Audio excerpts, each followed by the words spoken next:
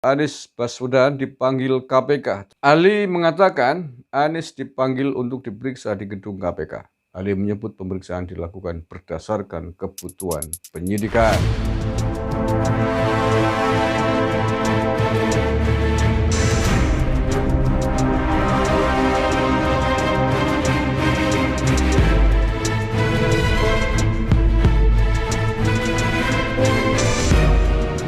Bismillahirrahmanirrahim.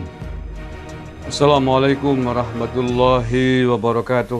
Salam Nusantara, salam sejahtera untuk kita semuanya, saudara-saudaraku sebangsa setanah air yang saya cintai, saya banggakan. Bertemu lagi dengan saya, Agus Mar, dari lereng Gunung Selamet, Banyumas, Jawa Tengah. Ada berita yang sangat menarik, berita yang bisa membuat orang menjadi sangat sedih, sekaligus juga bisa membuat orang menjadi sangat berbahagia. Tergantung siapa yang membaca. Tergantung buat siapa. Bagi pendukungnya Anies Baswedan, ini tentu saja berita yang sangat menggetarkan dan mengkhawatirkan. Akan tetapi bagi orang-orang yang senantiasa selama ini berhadapan dengan Anies Baswedan, karena sejumlah alasan, tentu saja ini adalah berita yang mengembirakan.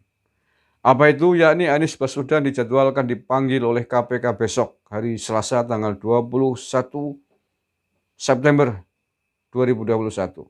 Tidak lain terkait dengan kasus lahan tanah di Munjul, Jakarta Timur, yang berhubungan dengan program rumah DP 0 rupiah yang dulu digagas oleh Anies menjadi kampanye andalannya, yang kemudian berbuntut korupsi.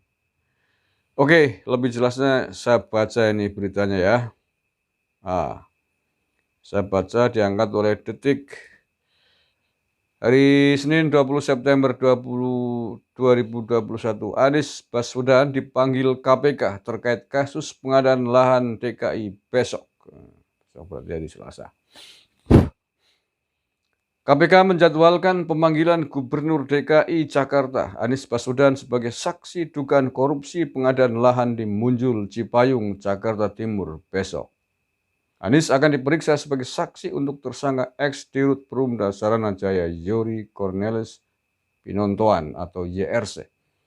Informasi yang kami terima, benar tim penyidik mengagendakan pemanggilan saksi untuk tersangka YRC dan kawan-kawan, di antaranya yaitu Anies Baswedan dalam kurung Gubernur DKI Jakarta.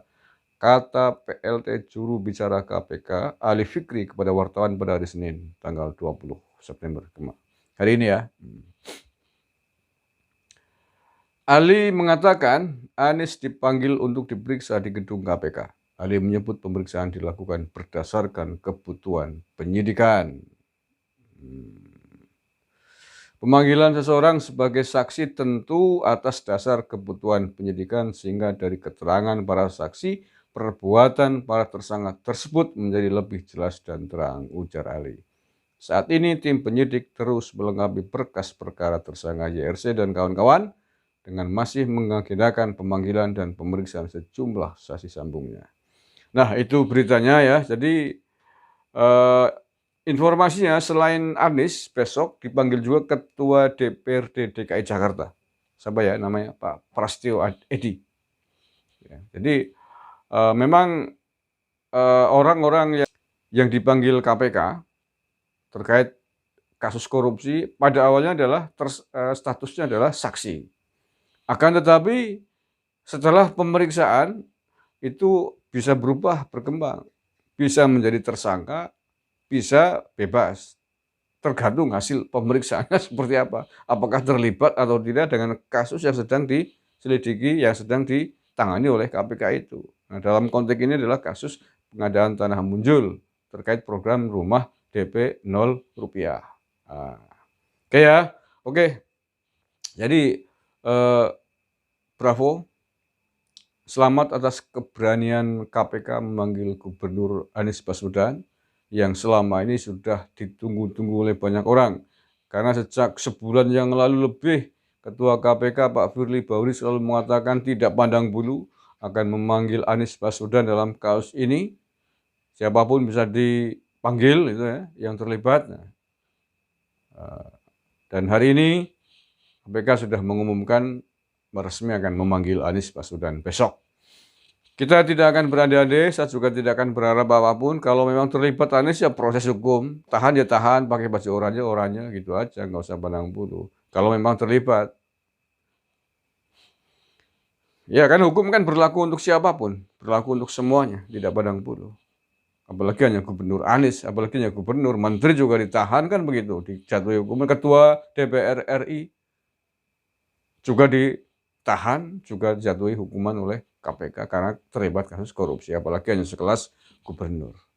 Mudah-mudahan Anies bisa mempertahankan diri, membela diri pada pemeriksaan KPK besok. Sekian, terima kasih. Kurang lebihnya maaf. Wallahul muwaffiq ila aqwamit thoriq. Assalamualaikum warahmatullahi wabarakatuh. NKRI harga mati.